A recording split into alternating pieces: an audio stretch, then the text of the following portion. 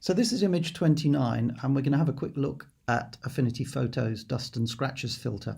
This is a scan of a 35mm negative from the early 1980s.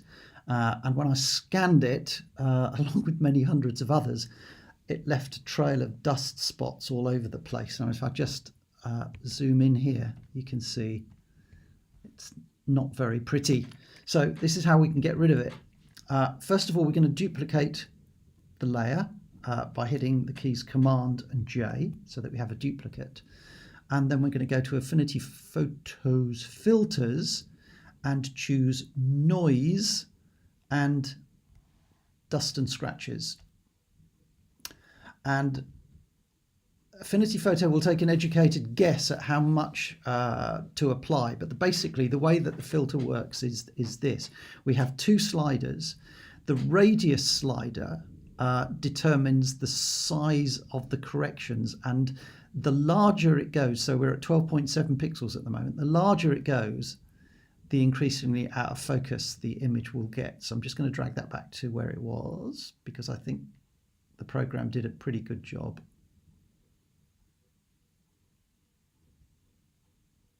And the tolerance, just pull that back. You can see when the tolerance is set to 0, a few of the dust spots are a bit more visible. And by sliding the tolerance up, it will pull back some of the detail.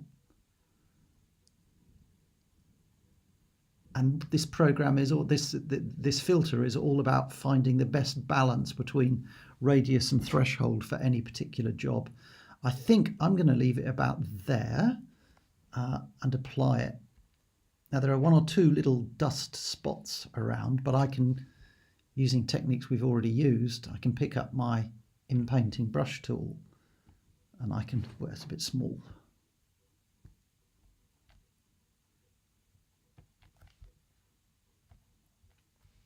I can quickly get rid of those.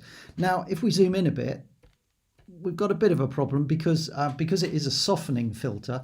It has also softened important things like the actors' faces.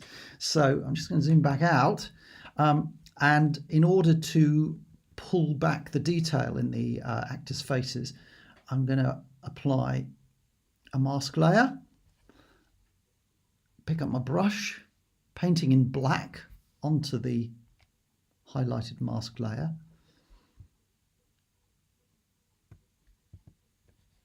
And I'm just going to punch a hole through the top layer, which is soft, to expose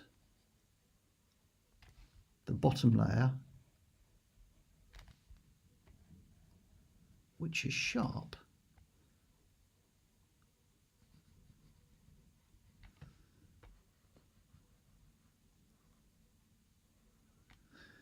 So what we're looking at now is a top layer that is very slightly soft, but soft enough to get rid of all of those visible marks.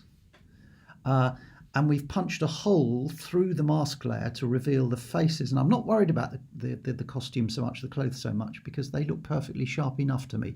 But obviously we want to see as much detail in the faces as possible. So if I just have a quick option click on the mask layer, and you can see I've punched holes for the faces, arms and hands of the three actors.